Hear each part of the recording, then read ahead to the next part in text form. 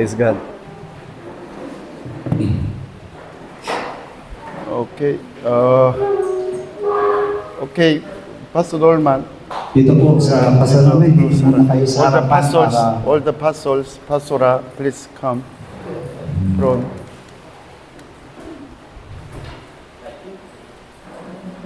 bawal daw ang pastor sa likod.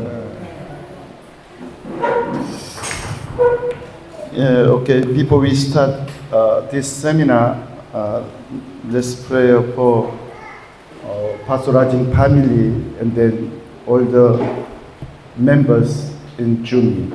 Bago po tayo mag-umpisa sa ating seminar sa hapong ito, ay panalangin muna natin ang pamilya ni Pastor Rajing at yung pumakapatiran po natin sa June.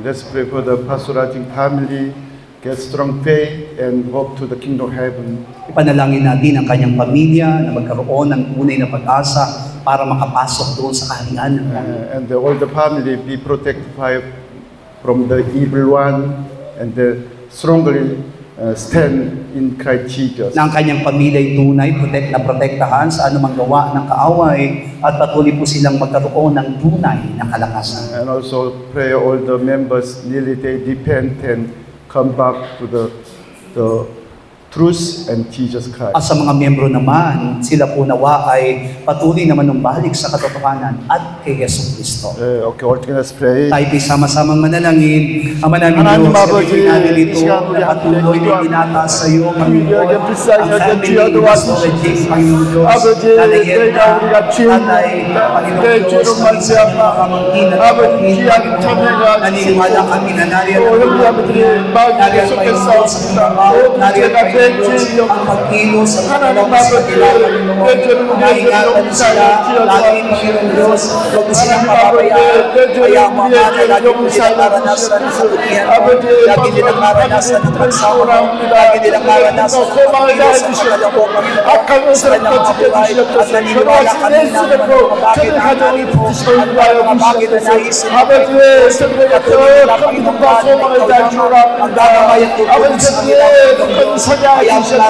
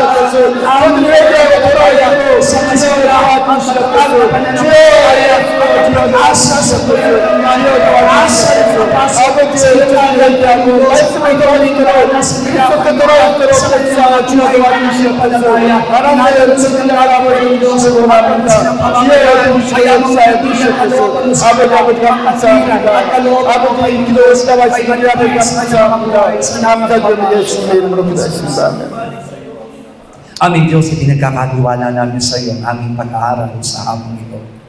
Sapagkat alam po namin, Panginoon, ang iyong salita ang buhay po namin, ang iyong salita ang kalakasan namin, at ang iyong salita ang kapangyarihan po namin. Panginoong Diyos, hayaan mo, Panginoon, na ikaw magpahayag sa aming kalagitnaan. Sa pamamagitan ng iyong Espiritu Santo, ihayag mo ang lahat ng mga bagay na kinakailangan namin bilang mga mananampalataya. At ang tunay, Panginoong Diyos, na layunin mo at katwiran mo, Diyos, ang ihayag mo sa aming kalagitnaan. Mula sa umpisa hanggang sa matapos, samahan mo kami sa pamamagitan ng iyong Espiritu Santo. Allow us, O Lord God, to overcome everything in our lives. Salamat po, inaangkin namin ang lahat ng ito sa pangalan po ng aking Panginoon Jesus. Amen. Palakpakan po natin ang ating Diyos.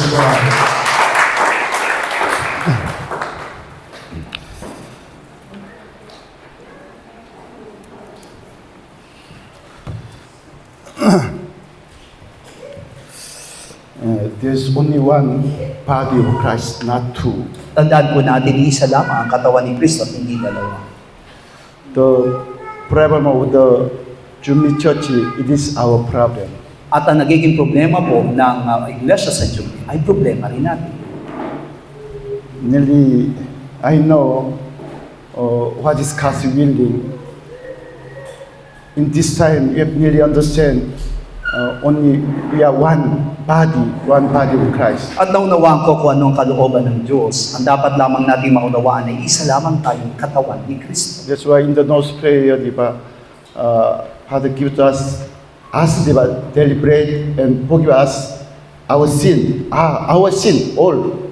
Kaya naman doon sa panalangin, tinuro ng ating Panginoon ay sinabi niya na bigyan mo kami ng pagkain sa araw na ito at patawarin mo kami sa lahat ng aming kasalanan. Yeah, but problem is all the time we pray to God only me and my family. Pero sa kasalukuyan, ang nagiging problema sa atin, mas nakasentro tayo sa ating panalangin, sa ating sarili at sa ating pamilya lamang. Because still we are in the old man's character. Siguro dahil nga po nandun pa tayo sa ating lumang pagkataong katangian. When our old man died on the cross, we can understand we are one body of Christ. Sapagkat kung mamamatay ang ating lumang pagkatao doon sa krus, maunawa natin malinaw na tayo isang katawan ni Kristo. And at that time, we can understand our members' problem is my problem, our problem. Kaya kung ano man ang mararanasan ng ating mga kapatirang problema, aangkinin po natin na iyon ay ating problema. Like as Pastor Rajing problem, it is our problems. Kaya po yung naging problema ni Pastor Rajing ay problema din po.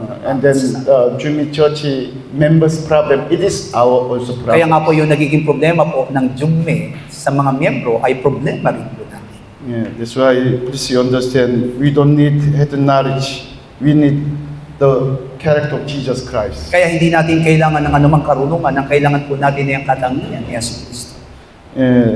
This is my hope through this seminar, not to accept head knowledge. At ito ang aking inaasahan sa pamagitan ng ating pag-aaral, hindi lamang tayo tatanggap ng anumang karunungan. Through this seminar, this is my hope, open our spiritual eyes and then restore our inspiration. Na sa ating pag-aaral ay mabuksan ng ating mga spiritual na paningin at magkaroon tayo ng inspirasyon mula sa kanyang salita. You know, all the time I pray to God, God, please forgive me because still I am blind in my spirit. That's why the blind lead the blind and together fall into the pit and die. At lagi ko pong nagiging panalangin na Panginoon, patawarin mo ko sapagkat ako'y nananatiling bulag. Sapagkat naniniwala ko na magpapakasal sa iyo ay dapat na maging malinaw ang mga paningin at hindi po nabubulagan. Nearly I am sorry to you because I know myself, I didn't know the Bible. Only I taught you some head knowledges. At humihingi ako ng paumanhin sa iyo sapagkat hindi ko pa ganoon kaunawaan doon sa Biblia at ang naituro ko sa iyo ay pawang karunungan lamang. Even though I did not clearly understand our salvation and eternal life. Kaya nga maging ang ating kaligtasan at buhay na walang hanggan hindi ko lubos na naunawaan. Because when my old self, myself is strongly alive, There's no Jesus. Sapagkat naang ang aking lumang pagkatao ang nananatiling namumuhay sa akin, hindi ako makaparoon kay Jesus Kristo. That's why even though after reading Bible, I could not understand the whole the Bible. Kaya naman nagbabasa man ako ng Biblia, hindi ko naunawaan kung anong sinasabi ng Biblia. That's why, especially when I start ministry, I preach the members after reading book of the Pastor Gidong Kim and hearing his message. Kaya po, na mag-umpisa ako sa aking pagbiministeryo, sinabi ko sa kanila na matapos ninyong basahin ng Biblia, pag-aralan ninyo kung anong itinuro na sa aklat ni Reverend. And also, when the evil one, devil tests myself, my face is moved by the devil. Kaya naman nang naranasan ko, nang subukin ako ng masama sa aking buhay, madali akong natitinag at madaling nagagalaw yung aking pananampalataya. That's why at that time I looking for other good teachings and then explain to you. Iyan ang dahilan kung bakit mas naghahanap pa ako ng ibang mga kataruan pa na maaari kong maituro sa inyo. And then finally, I accept other wrong teachings and taught you in the church. Kaya nga dumating sa pagkakataon na napunta ako sa mga maling katuruan at naituro ko ito. But thanks God, after denying myself, God let me understand the Bible step by step. Pero nagpapasalamat ako sa Diyos sapagkat matapos na mamatay ang aking lumang pagkatao, unti-unti ko nang naunawaan. Yeah, okay. You see Colossians chapter 3. Kolosas, Kabanatang 3. Yeah, verse 9, 10, 9 9 and 10. hanggang 10. Huwag kayong mga gugulaan sa isa't isa. Yamang inubad na ninyo ang datingang pagkatao, pati ng kanyang mga gawa. At kayo'y nangagbihis ng bagong pagkatao na nababago sa kaalaman ayon sa larawan niyang lumalang sa kanya. Apostle Paul said, do not lie to one another. Sinabi dito mismo ni Apostol Pablo na huwag tayong maghulaan sa bawat isa. Yeah, because until we put off the old man and these deeds, we are lies to others. Sapagkat hanggat hindi natin niluba yung ating datingang pagkatao, mananatili po tayo sa mga gawa nito. And then verse 10 said, diba, now you have put on the new man who is renewed until knowledge, according to the image of him who created him. As sinabi sa G.S., kayo'y nangagis ng bagong pagkatao na nababago sa kaalaman ayon sa larawan niya lumalang sa kanya. If we deny ourselves, become new men, that time, even though our knowledge will be renewed. Kaya nga kung itatanggi natin ng ating lumang pagkatao at patuloy tayong mamumuhay sa ating bagong pagkatao, maging yung ating kaalaman o ating kaisipan ay mababago. Yeah, because until our old man strongly alive, there's no image of God. Sapagkat habang namumuhay na malala o namumuna yung ating datihang pagkatao, hindi mabubuhay sa atin ang ating But when our old man died on the cross, the Jesus Christ stay in us, and then until our knowledge can be renewed.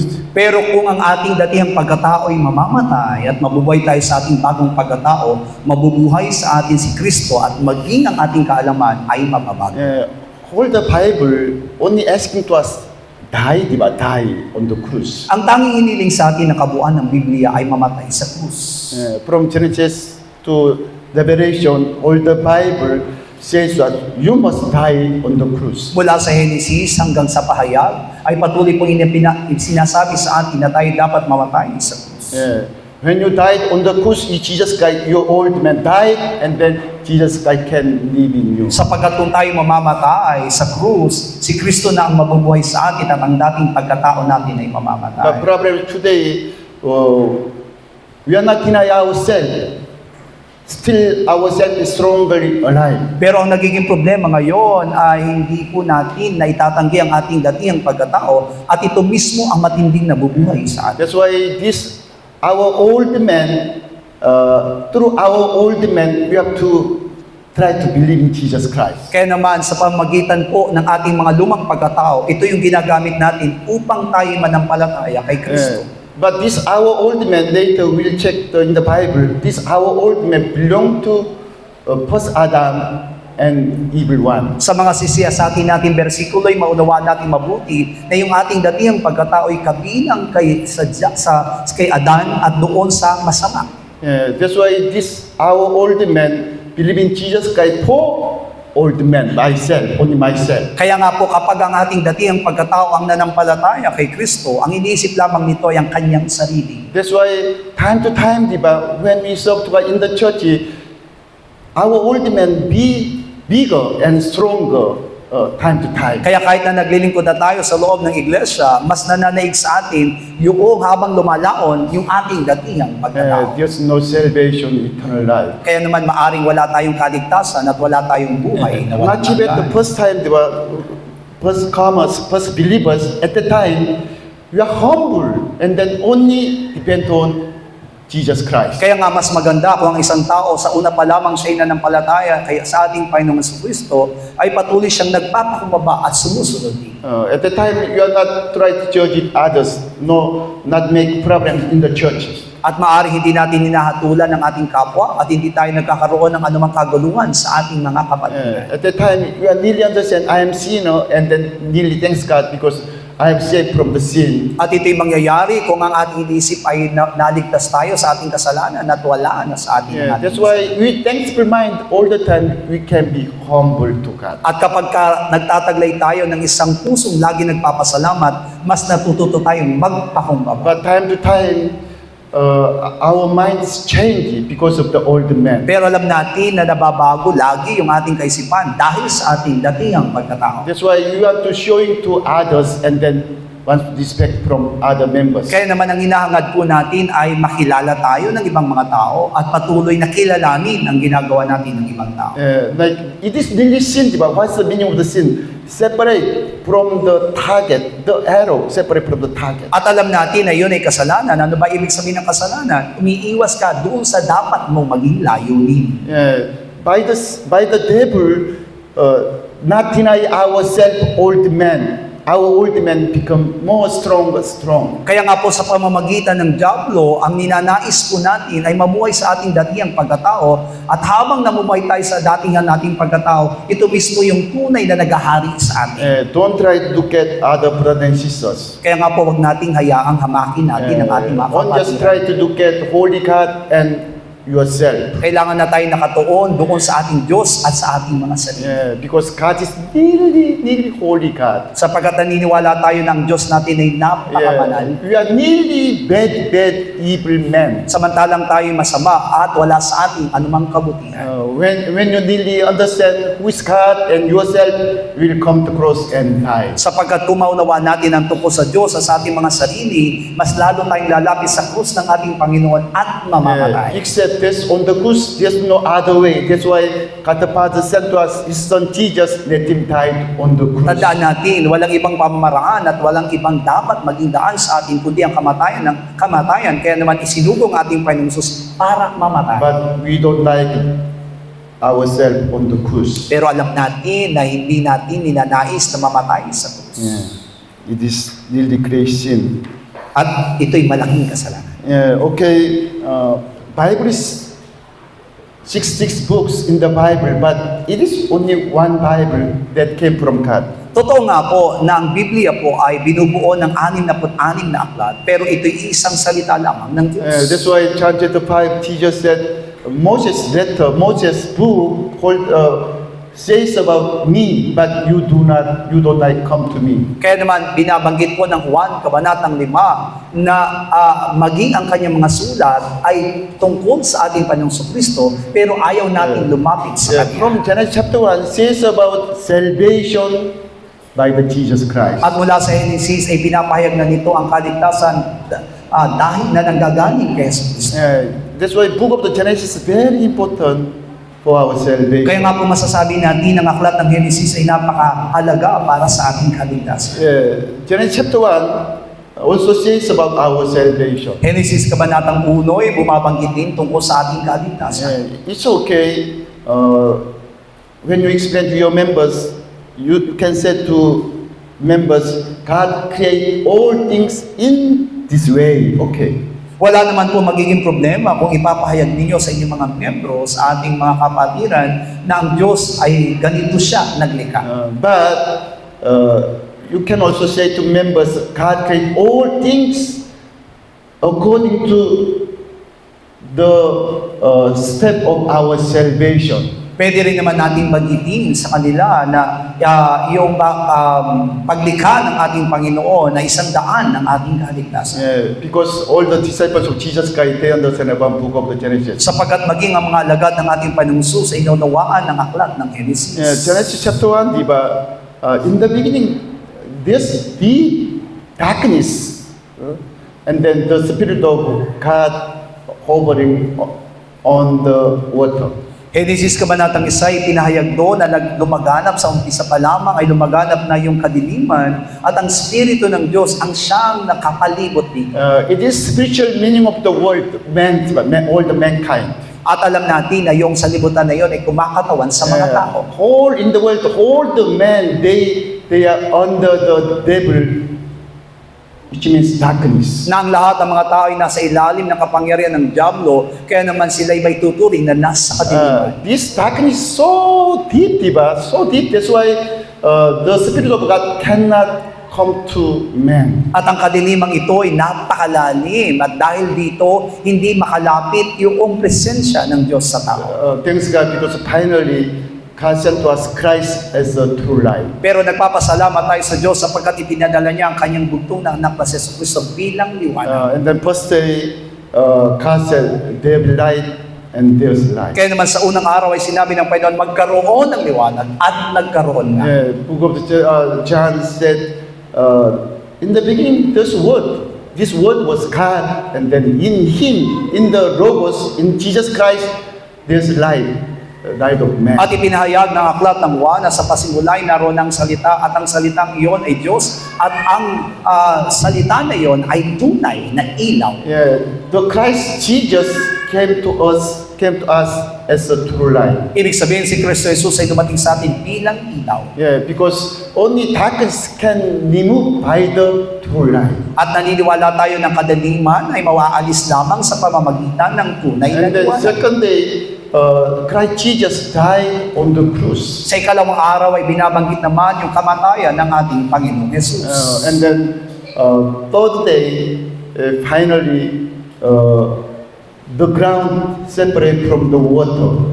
Reveal the water, the ground. Sa ikatlong araw naman ay binabanggit dun sa paglikha na kung saan nahiwalay yung lupa doon sa tubig. Which means Jesus Christ made His own body of Christ church in the world. Ibig sabihin ito po'y tumutukoy na kung saan nabuo ni Jesucristo ang kanyang sariling katawan, ang kanyang iglesia sa pamamagitan ng salibutan. And then Jesus Christ gave to church the seed, the word of God. At ibinigay ni Jesucristo mismo yung kanyang bini, yung salita ng Diyos. And then, like as Jesus Christ called 12 disciples, diba?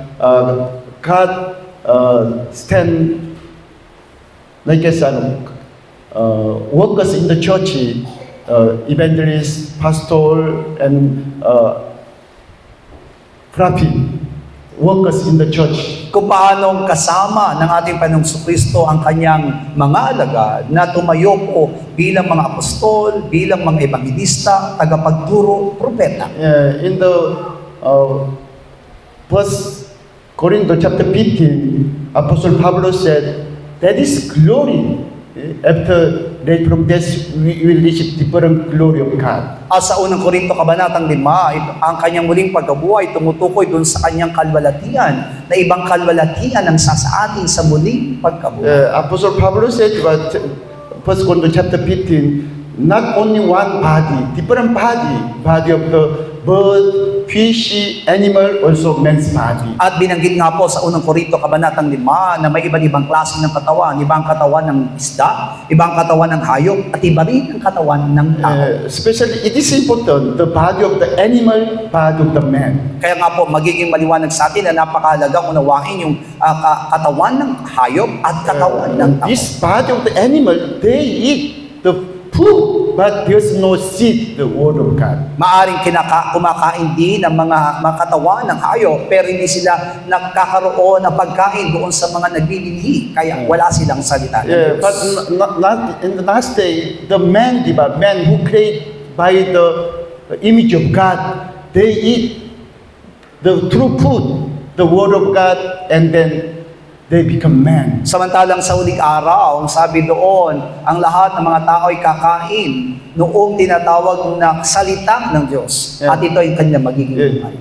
You know, word of God it is God Himself. Ang salita ng Diyos ay ang Diyos mismo. Yeah, that's why John chapter 1 verse 1 says, in the beginning there's word, but this word was God. Kaya naman sinabi doon sa Juan Kabanatang 1 na sa pasimulay naroon ang salita at ang salitang iyon ay Diyos. Catholic Church I saw there are three God, diba? Father, Son, Holy Spirit, as a man's faith. Katulad ng nakikita ko sa mga Katoliko na meron silang kinikilalang tatlong Diyos, Ama, Anak, at Espiritu Santo, may tatlong mukha. Yeah, because that is religion, only religion. Sapagkat ang kanilang paniniwala ay reliyon lamang. They join to world religion, and then it is today Catholic Church. At sila po'y nakikisama doon sa reliyong pansalibutan at iyon ang mga Katoliko. Yeah, but God has no image, no form. Pero tandaan natin, ang Diyos ay walang anyo at wala rin siyang hugis. It was my first time mistake because we also understand, because according to Bible, Jesus, the image of God, God has His own image. Alam niyo po ba na yan din ang malaking pagkakamali sa aking pag-umpisa sapagkat ang paniniwala ko na si Jesucristo ang larawan ng Diyos. Kaya naman merong larawan ang Yeah, Diyos. but one day God made me check the whole the Bible, and then finally I understand this image is not this appearance, not form. Pero sa pagsisiyasat ko nga po ng kabuuan ng Biblia na yung larawan na yon na hindi po tumutukoy doon sa anyo o hugis. Yeah, image means especially character, diba? Character.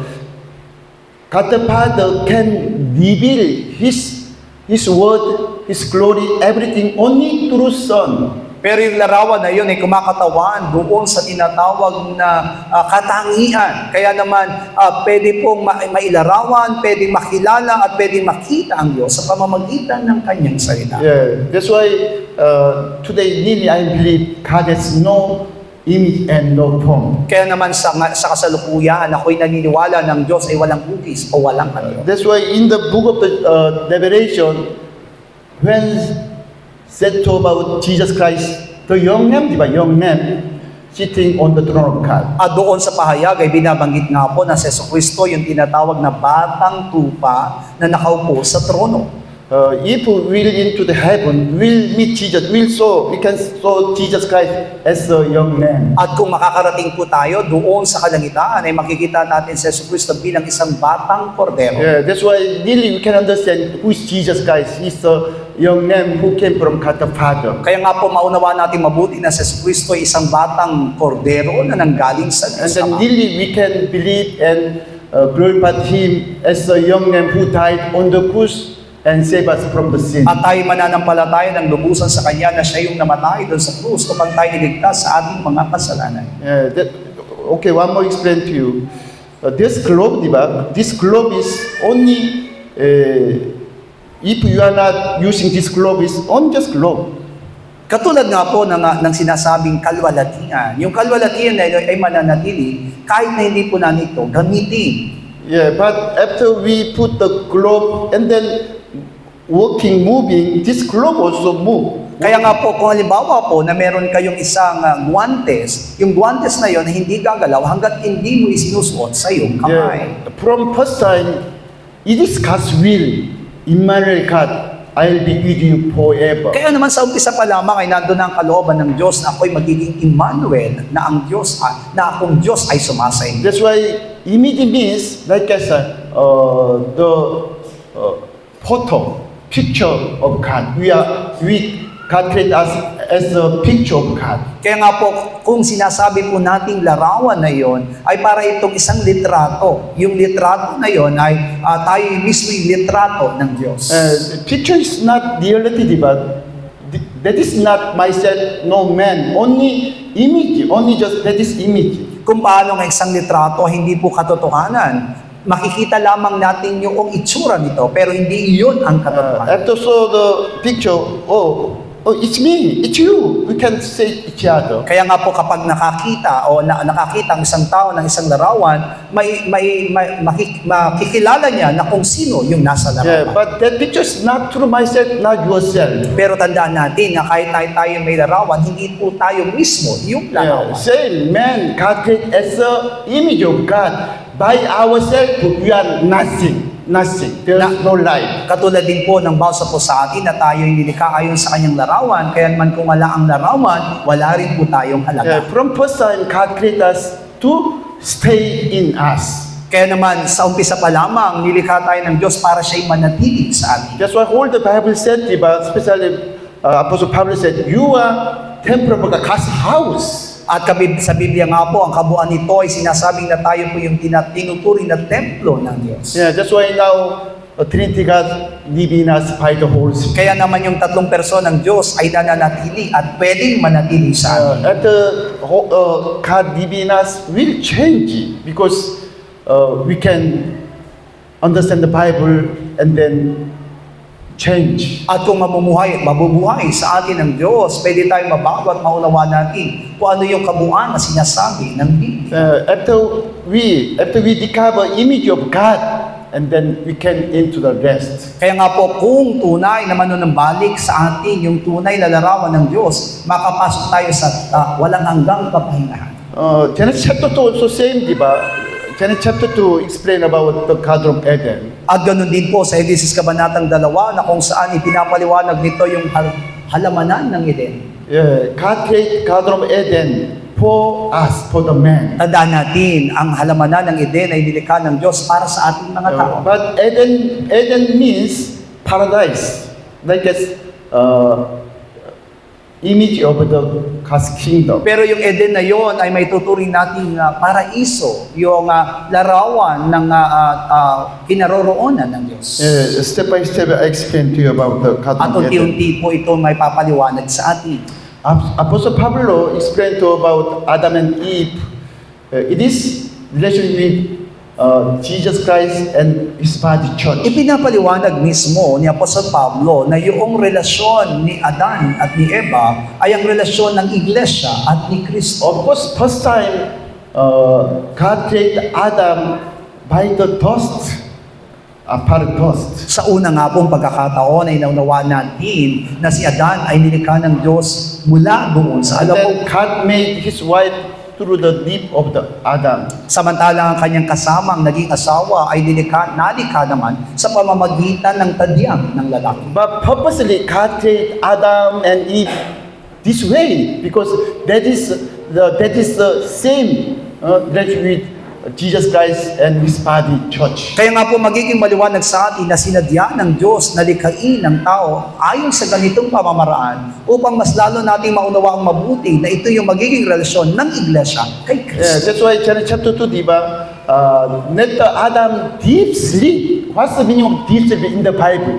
Death, di ba? Die. Let him die. Jesus Christ died on the cross. Kaya naman sinabi doon sa Genesis Kabanatang 2, hinayaan ng Diyos na magkaroon ng malalim na pagkakatulog. At binabagit sa Biblia, yung tinatawag na malalim na pagkakatulog ay kamatayan. When Jesus Christ died on the cross, deep sleep on the cross, through the blood of Jesus and then word of Jesus, the word of God, He create us as a new man, new beings. Kaya nga po sa pamamagitan ng kamatayan ng ating Panginoon, ginamit po ang kanyang dugo at tubig na tumagas sa kanyang tagiliran upang tayo po'y malikha bilang bagong pagkatao. Yeah, first man Adam create from the dust.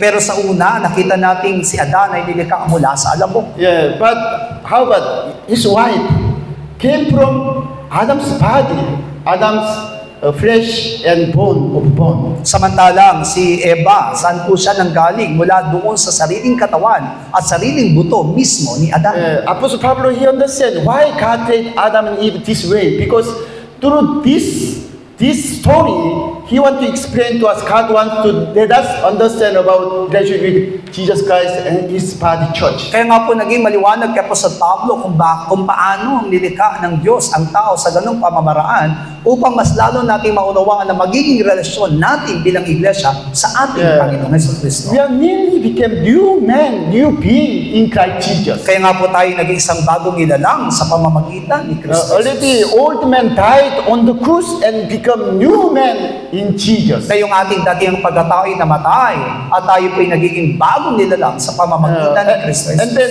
we are full of the blood of Jesus and then flesh of Jesus Christ. Kaya naman tayo ngayon ay puspos ng dugo ni Kristo at laman ni Kristo. Already we died on the cross, Jesus live in us. Kaya nga po nang mamatay tayo sa krus, si Kristo na ang nabubuhay sa atin. It is salvation, eternal life. Iyan po yung tinatawag na kaligtasan at buhay na There's no other way. at walang ibang pamamaraan. And then Genesis chapter 3, finally, there's story of the Satan and Adam's corruption. Genesis Kabanatang 3 ay ang istorya naman na kung saan ito'y patungkol kay Satanas at ang pagkabagsak ni Adan. You have to understand and believe in also Satan.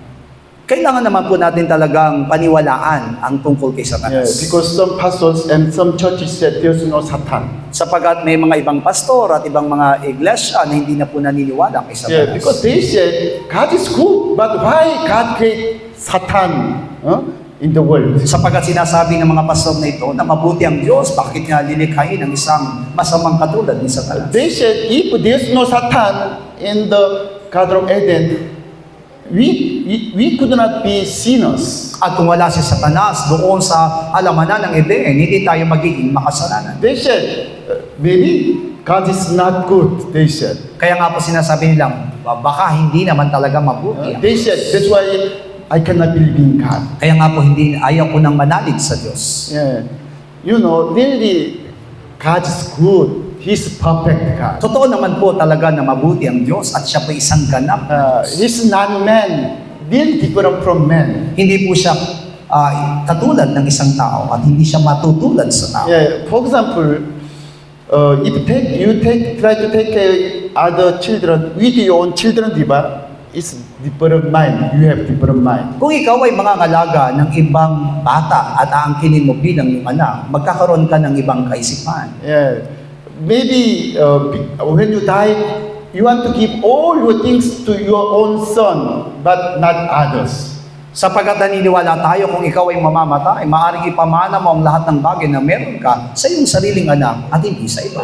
We love to our own children. Sapagat ang tunay na minamahal natin ang ating mga sariling anak. Even though we want to give to our children, even to our life. Kaya naman, maging ang ating sariling buhay ay maaari natin maibigay sa ating sariling anak. But we don't like to give to others. Pero hindi natin ito maibibigay sa ibang tao. But God is different. He's good, Almighty God. Pero ang Diyos ay lubos na mabuti at isang makapangyarihan. Because there's no other God above our God. At wala nang ibang mas tataas pa sa ating Diyos. That's why our God no need some imitate or decoration for himself. Kaya naman ang Diyos hindi na po nangangailangang pangkopyahin o manggaya pa para lamang po ipalamuti sa Kanya. You see, who is our God? He can die for man. Sino po yung Diyos natin? Isang Diyos na pwedeng mamatay sa ating When tao. man becomes sinner, God become man as a same man and died on the cross. Nang tao ay maging makasalanan, ang Diyos mismo ay nagkatawang tao upang mamatay para sa ating kasalanan. Before Jesus Christ died, how about man spit on him on the face? Pero nakita natin na bago siya mamatay, naroon yung masakit na pananalita nila sa harapan ng And then his face, and then also by the week. At naroon po yung pagpaparusa at mga masakit na ginawa nila sa ating And then finally, man crucified Jesus on the cross. At sa katapusan ay pinako ng mga tao ang ating Panginoong Jesus doon sa krus. But you understand, diba? God is Almighty God. Nearly Almighty God. Naunawa nating mabuti na ang Diyos ay isang tunay na makapangyarihan. Even though He can kill or remove Satan from the world. Sapagkat naroon din yung kanyang kapangyarihan na kahit na anong oras ay pwede niyang alisin at pawiin si Satanas sa sanlibutan. Even though without his death on the cross, he can save man. At naniniwala tayo na kahit walang kamatayan sa krus ay pwedeng iligtas ng Diyos ang tao. But God want to keep His will, His way, His righteousness. Pero ang hinahangad ng Panginoon ay manatili siya doon sa kanyang kalooban at manatili siya doon sa kanyang katwiran. Who is man? All the time our minds change. Sino po yung tao? Ang tao po laging nababago. Sometimes I know it is wrong, but we are differentiating and change our mind. Totoo nga po na kahit na alam natin ito'y mali, pero minsan nababago ang ating pananalita, nababago ang ating pag-iisip. But God is He cannot change His mind even though he has no shadow turning his tongue. Samantalang ang Diyos, hindi nababago ang kanyang kaisipan at hindi po siya nagbabago ng kanyang isipan. Yeah, he's Almighty God, perfect God. Isang Diyos na ganap at isang Diyos na tunay na mabuti. That's why God created man as a perfect man. Kaya nga po masasabi natin na ang Diyos ay nilikha niyang tao bilang isang ganap na tao. Yeah, God gave to us perfect will, own will, diba? Our own will. At ibinigay din ng Diyos sa ating bilang mga taong kanyang nilikha ang ating sariling Yeah, that's why through this own will, we can choose this one or other one. At sa pamamagitan noon ay pwede tayong mamili kung anong ating gusto at kung hindi. Yeah, but how about like as computer or robot, they are moving by the programs. Samantalang yung mga computer o yung mga robot, sila po ay gumagawa at gumagalaw sa pamamagitan ng mga sistema. Of course, God can make us as like as robot. By the programming, we can serve to God and praise Him. Totoo naman na may kakayahan din ng Diyos na gawing programa yung ating pamumuhay bilang tao upang tayo po'y magawa niyang magpuri at maglingkod sa Kanya. But there's no true mind.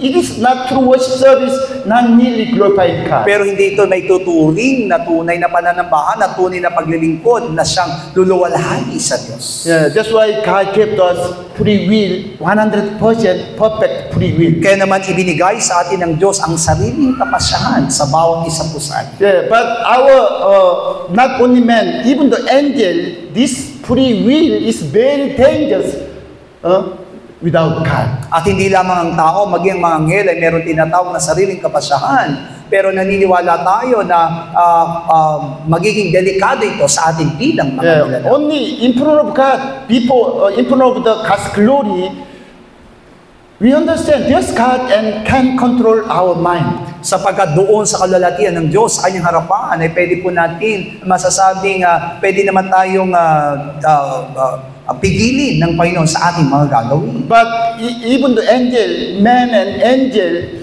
if there's no God's glory, we can choose others. We want to do something others. At katulad din ng mga anghel, kung wala po yung tinatawag na sariling kapasyahan na yun, ay pwede tayo talagang mamili ng kung anong gusto natin. I told you the Garden of Eden, it was paradise, like as God's kingdom. Katulad ng sinabi ko po sa inyo, ng halamanan ng Eden ay may tuturing na parang paraiso o kaharian ng Diyos. Yeah. Now we understand about Old Testament types tabernacle, the temple of God. Naunawaan natin na doon sa lumang tipan ay nagtayo yung tinatawag na tabernakulo o templo ng Diyos. There's the gate of the temple was in the east side, east. Bawat pintuan na ginagawang templo ng Diyos ay nandoon sa gawing silangan. Through the gate into the temple, there's ground, diba? Temple ground. At kapag pumasok ko doon sa pintuan mismo ng templong iyon, ay meron tinatawag na lugar na kung saan isang bakante na lugar. And then into the building, there's first room, holy place. At pagpasok mo doon sa unang kwarto ng templong iyon, iyon po yung tinatawag na dakong banal. And then finally, the most inside room, that is most holy place as God's kingdom. Pagkatapos naman po noon ay meron yung tinatawag na pinakarurok na silid na tinatawag namang dakong kabanal-banalan. That's why only man can into the holy place, only holy place, and then serve to God. At ang tao po ay pwede lamang pumasok doon sa dakong banal na kung saan iyon po yung lugar na pwede silang maglingkod sa Diyos. Only most holy place, that is God's place, God's house, God's kingdom. Samantalang yung dakong kabanal-banalan naman ay tinuturing po na sa Diyos lamang ito sapagkat nandoon yung mismong tahanan ng Diyos at yung kaharian ng Diyos. That's why Bible said the cover of the ark called masjid, God's masjid. At sabi ng Biblia, yung mismong takip ng kaba ng tipan ay tinatawag na luklukan ng awa. On the cover, both sides, there's a cherubim angel. both sides. At mula doon sa takip na yon na mayroong dalawang anghel na nakatakip yung kanilang mga pakpak. Now, I am not explaining to you about Old Testament the tabernacle. Hindi ko lamang ipinapaliwanag sa inyo yung tabernakulong nasa lumang tipan. Now, I explain to you about the Garden of Eden because we have to really try to understand from book of the Genesis. Ang pinapaliwanag ko po sa inyo yung halamanan ng Eden sapagkat ang nais ko po ay maunawaan natin yung kabuuan ng sinasabi ng Genesis. Yeah, that's why Revelation chapter 21-20 said, explain about the New Jerusalem, diba? From the seat of God, throne of God, water coming out, and then there's tree of life. Sa pahayag 20:21, ay pinapahayag doon mula doon sa trono ng Diyos ay meron tinatawag na umaagos na tubig ng buhay. Okay, let's see Genesis chapter 2.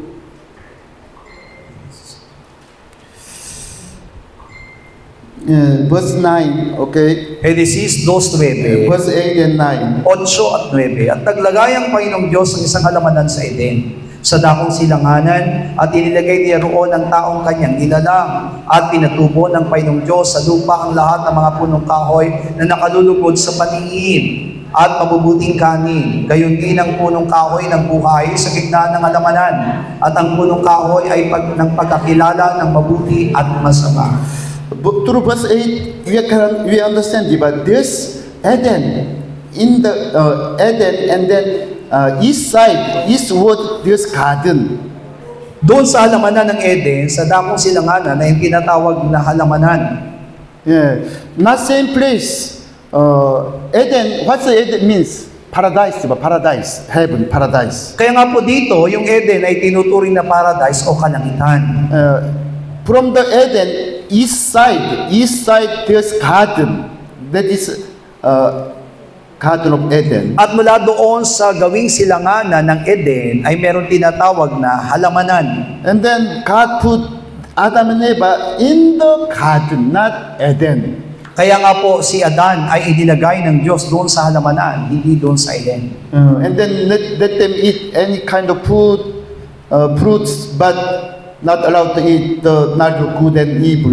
At pinayagan po silang kumain ng lahat ng bunga ng punong kahoy, maliban lamang sa punong kahoy ng pagkilala sa And mabuti. the verse 10, this one neighbor came out from Eden, diba? Eden. At may isang ilog na lumabas mula sa Eden. Yeah. What's Eden? God's place, God's house, throne of God. Kaya yung Eden na yun ay yung tinatawag na biyaya ng Diyos, trono ng Diyos, at tahanan ng Diyos. And then from the garden, this river separate four rivers. At mula doon sa ilog na yun ay nahati ito sa apat. All four rivers, meaning of the all four rivers, blessing of God, blessing. At alam niyo po ba na yung apat na ilog na yun ay kumakatawan sa pagpapala ng Diyos? Yeah.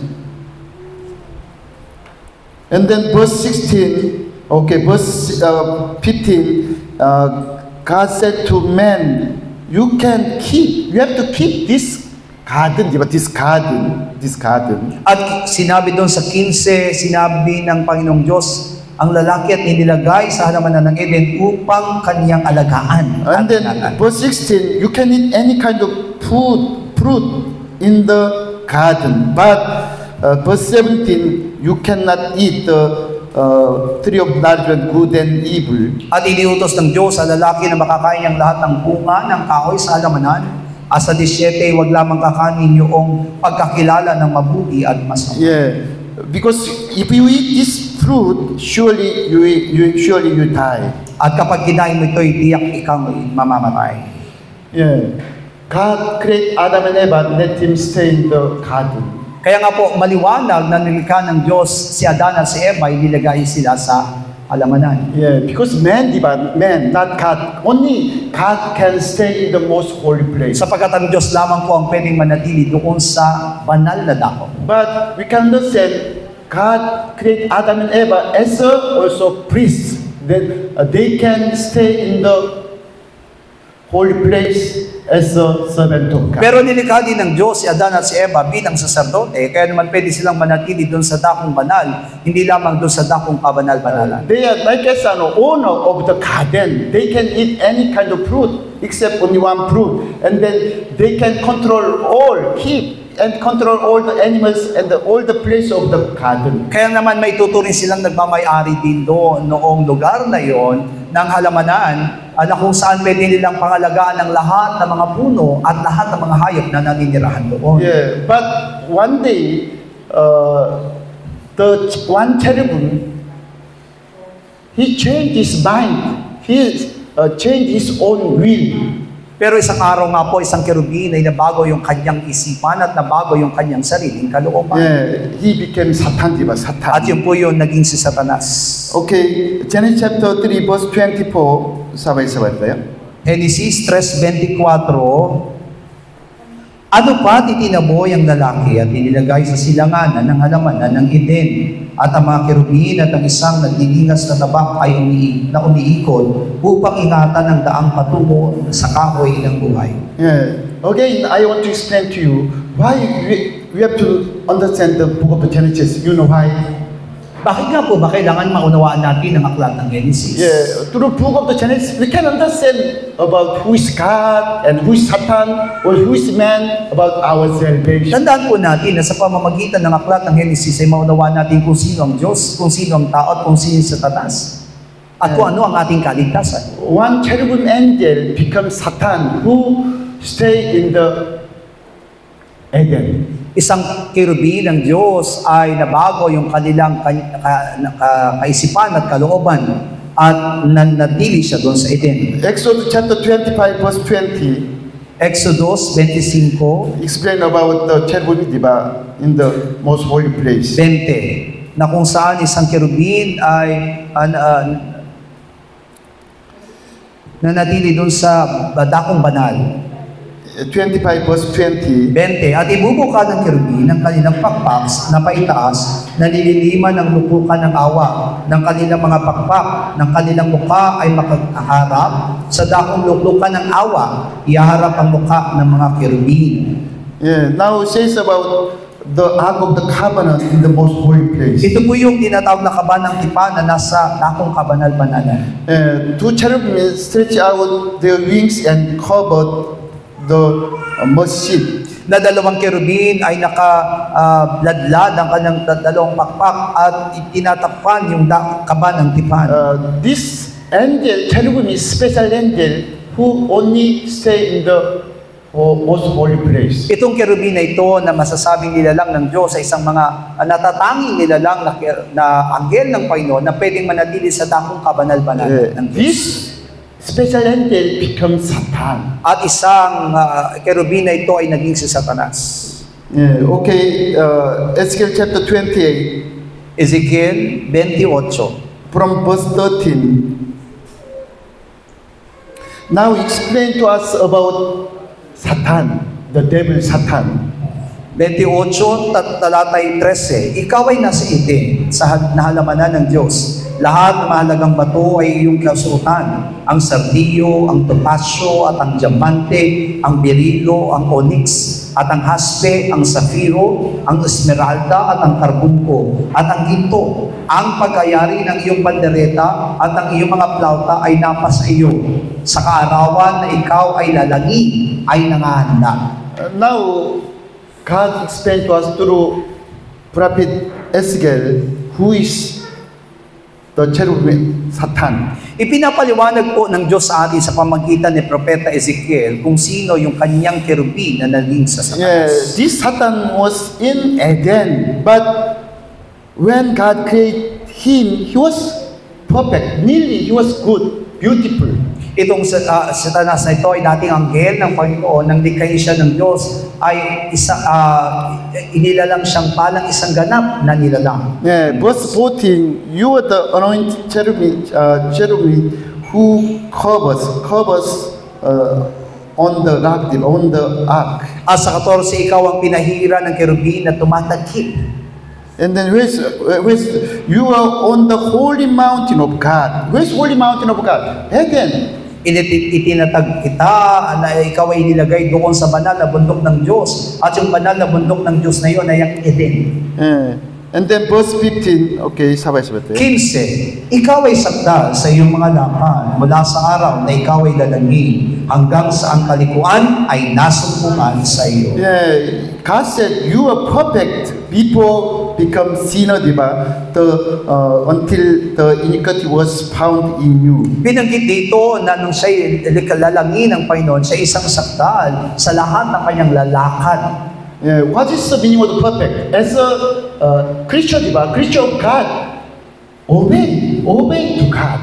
Pag sinabing sakdal na nilalang, ibig sabihin nandoon yung tunay na pagsunod niya sa Diyos. Yeah, but one day this cherubim changed mind, separate from the perfect way. Pero dumating ang isang araw na nabago ang kanyang kaisipan at biwalay siya sa Diyos. Yeah, that's why verse 16. 16, dahil sa karamihan ng iyong kalakal ay kanilang pinuno ang gitna mo ng pagdadahas at ikaw ay nagkasala. Kaya pinihagis kitang parang tumi mula sa bundok ng Diyos at ipinamahamak kita. O tumatakip na kirubin mula sa gitna ng mga batong mahalaga. Now says about the mind, character of the Satan, who was in Eden. Ang binabanggit dito ngayon ay yung mga bagay na ginagawa o kaisipan mismo ni Satanas habang siya'y nasa Eden. First time, he understands he's one creature of God and really worships up to Him. Na sa una ay alam niya na siya'y tunay na isang nilalang lamang ng Diyos at tunay na naroon ang kanyang paglilingkod sa Kanya. Yeah, but his mind changed, become like a proud, get proud and arrogant. Pero nabago yung kanyang kaisipan at naging mapagmataas. Yeah, that's why he was cast out from the holy mountain Eden and then become Satan. Kaya naman siya po ay naitaboy mula doon sa bundok ng Diyos at siya'y naging si Satanas. Yeah, verse 18. Versikulo 18, sa pamamagitan ng karamihan ng iyong mga kasamaan, sa kalikuan ng iyong mga pangangalakan, iyong nilapastangan ng iyong mga santuaryo. Kaya't ako'y naglabas ng apoy sa gitna mo, sinupok ka at pinapagingamo ka sa ibabaw ng lupa sa palingin ng lahat ng nanonood sa iyo. Yeah, Eden was God's temple, sanctuary. Kaya nga po masasabi natin yung Eden na yon ay templo ng Diyos o santuaryo ng Diyos. Yeah, but this Satan defiled the sanctuary of God, the Eden. Pero dito makita natin na yung santuaryo na yon ay ang tinatawag na Eden. And then he became Satan and cast out from the Eden and came to garden. At dahil doon siya po ay itinaboy mula doon sa Eden at siya'y ginawang si Satanas. Already many times I explained to in our church, the most holy place, that is heaven, God's place. Maraming beses na ibinabanggit sa atin na yung dakong kabanal-banalan na may tuturing na lugar ng Panginoon, iyon yung kalangitan. Yeah, but holy place is semi-heaven, diba? Between heaven and earth, there's special place for the serving God. Samantalang yung dakong banal naman ay may tuturing din kasakop ng kalangitan na kung saan yung napapagitnaan ng kalangitan at ng salibutan ay yung tinatawag na kalawakan.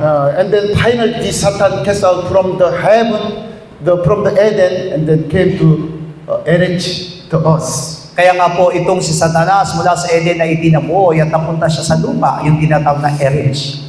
Isaiah chapter 14, Isaias 14, 12 hanggang 15. 12 hanggang 15. Ano nahulog ka mula sa langit o tala sa umaga? Anak ng umaga, paanong ikaw ay lumagpak sa lupa? Ikaw na siyang nagpahina sa mga bansa at sinabi mo sa iyong sarili, ako'y sasampa sa langit. Aking itataas ang aking luklukan sa itaas ng mga bituin ng Diyos at ako'y uupo sa bundok ng kapisanan sa mga kaduluduluhang bahagi ng hilagaan. Ako'y sasampa sa itaas ng mga kataasan ng mga alapaap.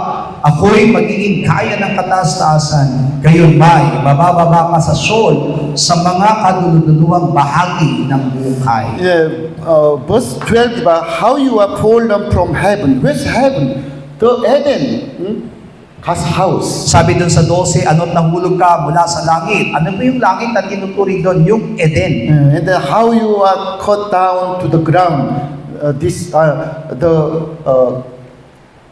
stay outside of the God's temple. Na ikaw ay lumagpak mula doon sa lupa na kung saan ito po yung lugar ng labas mismo ng templo. Why? Because in his heart, diba, this cherubim in his heart, I'll ascend into heaven, I'll exalt my throne above the statue of God. Bakit? Sapagkat nasumpungan sa kanyang sarili na naroon yung kanyang pagmamataas na siya sasampa sa langit at itataas niya ang kanyang luklukan sa itaas sa mga bituin ng Diyos. Yeah. Angel, there's no devil, diba? Angel is only God's creature, same angel. Tandaan po natin na walang mataas at walang mababa sa anghel. Pare-pareho lamang silang nilalang na anghel. Yeah. Only their position, according to their position, they serve to God. At magkakaiba lamang yung kanilang mga posisyon na ginagampanan at yung posisyon na pinagkatiwala sa kanila ay ang posisyon kung paano nilang gaganapin ang kanyang pag-ibig. But he wants to exalt his throne above other stars, other angels. Pero nagnanais siya na mas maitaas yung kanyang kalalagayan kaysa sa ibang mga anghel. Like this cherubim angel said to other angels, I'm beautiful more than you and strong. Really, God bless me. That's why you must follow me. Kaya nga po maaring sinabi po ng anghel na ito sa ibang kanyang mga anghel na mas maganda ako kaysa sa inyo, mas marami akong bagay na ibinigay sa akin ng Panginoon, kaya naman dahil dyan, kailangan yung sumunod sa akin. That's why at that time, only one angel, cherubim, corrupt. Many angels also, with this cherubim become Satan and Satan's follow Satan. Kaya nga po masasabi natin, isa lamang talagang kerubin ang nagrebelde laban sa Diyos, pero maraming mga anghel ang sumunod sa rebelyong anghel. Yeah, verse 13, diba? I also sit on the mount of the congregation, on the far side of the north. Doon sa 13, ako yung upo, sinabi niya sa bundok na mga kapisanan, sa mga kaduludulong bahagi ng hilagaan. Yeah, he want to be number one angel of God. Ibig sabihin, nagnanais siyang maging pinaka sa mga anghel. And then verse 14, diba? I'll ascend above the highest of the crowd, I'll be like as most high.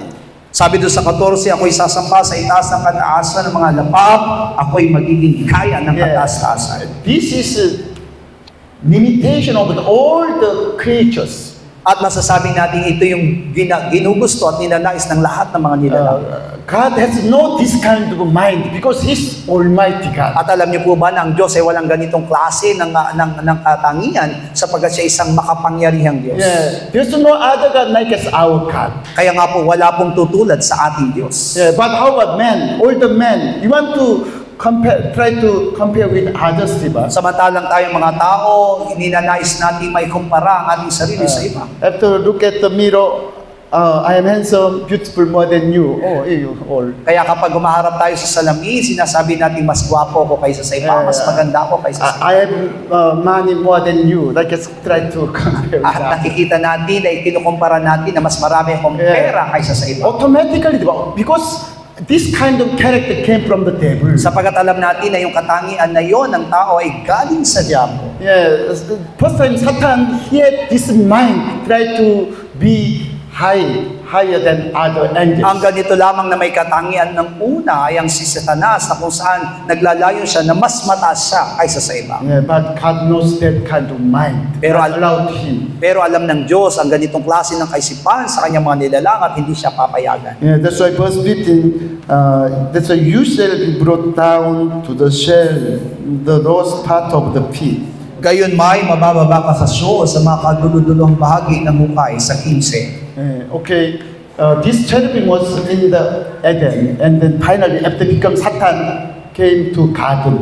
Itong kerubin na ito ay dati pong nasa Eden, pero po siya ay naitaboy doon sa Eden. Yeah, from first time, God did not create Satan by himself. Kaya nga po maliwanag na hindi po talaga nilikha ng Diyos mismo si Satanas ng una. Of course, God can kill the Satan at the time, but God did not do like that. Totoo nga po na pwede na pong patayin ng Diyos nang magkasala siya sa Kanya ng panahong iyon. Yeah. Pero hindi ginawa ng Diyos. Because God's Son, Jesus Christ, He can judge the Satan and evil one. Sapagkat tunay na ang Kanyang anak na si Jesus lamang yung binigyan niya ng paghatol doon kay Satan. That's why it was God's will. Time come, God's Son, Christ, came to us and then judge the Satan. Kaya nga kalooban ng Diyos sa talagang ang Kristo'y darating upang hatulan ang si Satanas. And then finally, the Satan came to God, and then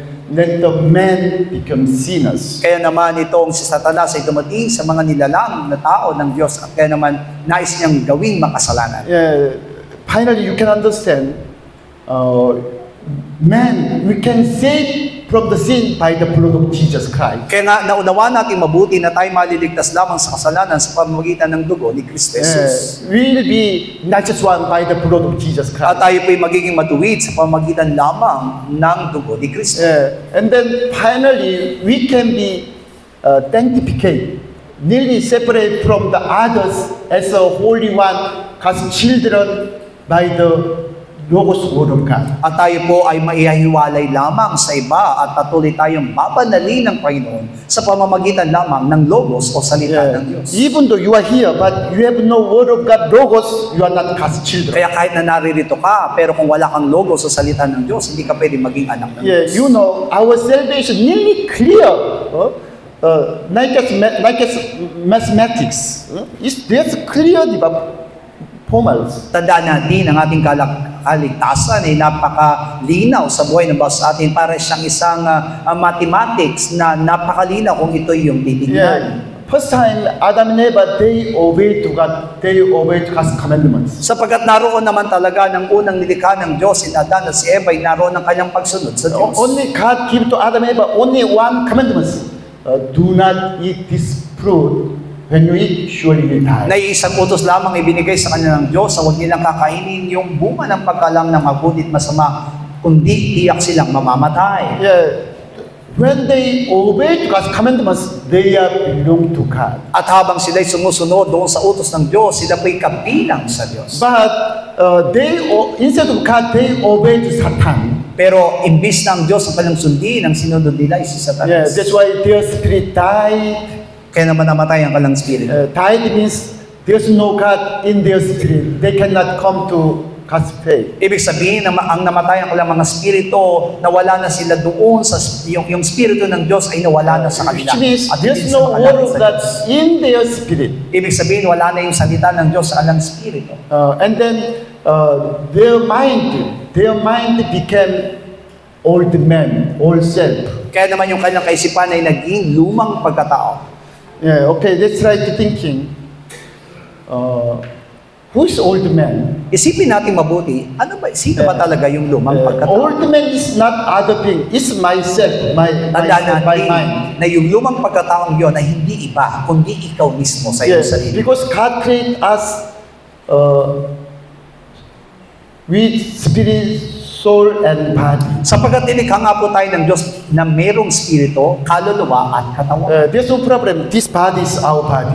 Kaya po yung katawan natin, walang problema sapagkat ito naman talaga yung sarili nating katawan. What is our soul? It is our mind. Samantalang yung ating kaluluwa ay tumutukoy sa ating kaisipan. And then this spirit as a God's place, God's house. At doon sa ating kaluluwa may spirito na kung saan ito yung tinatahanan ng Diyos, o pinapalagian ng Diyos. Animals, they have no spirit, but we have spirit because God created us as God's children. Ang mga hayop ay walang spirito, samantalang tayo meron sapagkat nilikha tayo bilang mga anak ng Diyos. That's why I try to understand about God like this way. Kaya nga ganito po ko klase na unawaan ng Diyos. Because God created us according to His image and His likeness. Nalilikha tayo ng Diyos ayon sa kanyang wangis at larawan. Image is not this form, but I think God created us same style of God. Hindi po larawan bilang hugis at anyo, pero nilikha tayo ng Diyos na kagaya niya. Because God is three persons, but one God, diba? One God. Sapagkat kahit ang Diyos ay meron tatlong tinatawag na persona, pero iisang Diyos lamang. God the Father, God the Son, Holy Spirit, one God. Ang Diyos Ama, Anak, at Espiritu Santo ay isang Diyos. Time, some more explain to you about the God the Father. God the Father was the word, Logos. Ang Diyos Ama, siya mismo yung salita, yung Logos. But this Logos became flesh of Jesus Christ. Samantalang itong Logos na ito ay naging katawan mismo ni Jesucristo. And then, who is Jesus Christ? The flesh of Jesus Christ in His body. Si Jesucristo po yung tinatawag na naging katawan, yung salita na naging katawan ni Jesucristo. Before God created all things, there's only one God. Na bago nilikha ng Diyos ang lahat ng bagay, meron lamang iisang Diyos.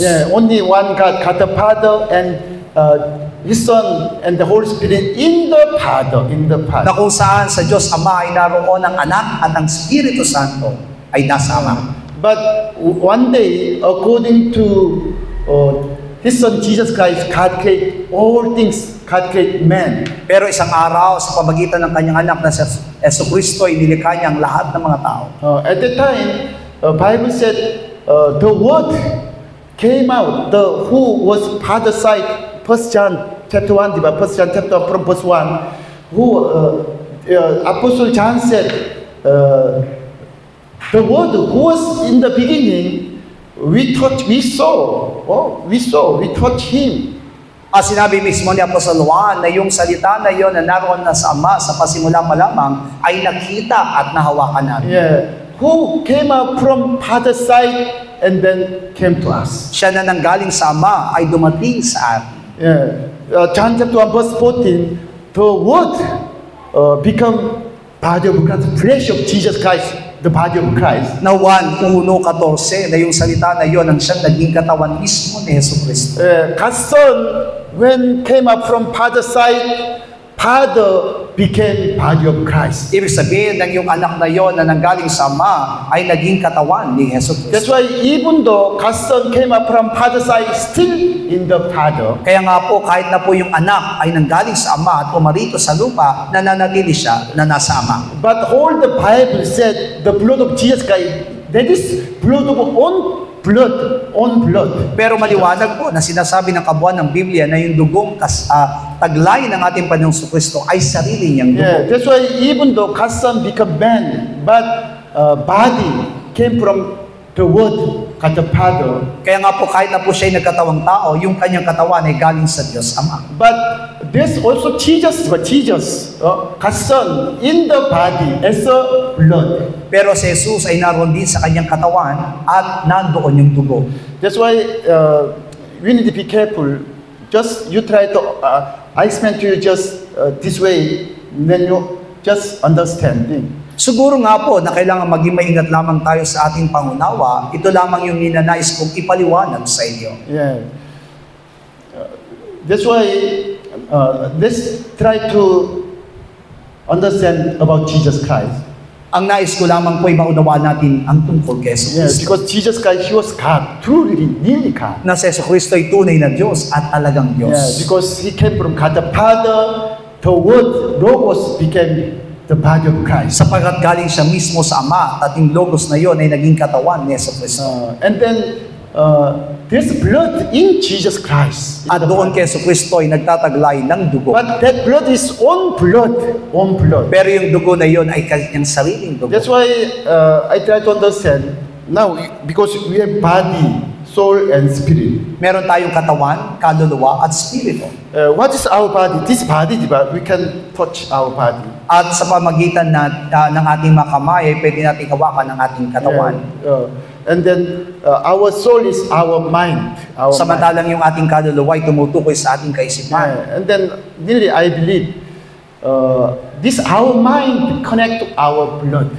At yung ating kaisipan ay nakonektado sa ating mga dugo. That's why we understand according to blood type, we have some different character, different character. Kaya nga diba bilang mga tao, ayon sa ating pong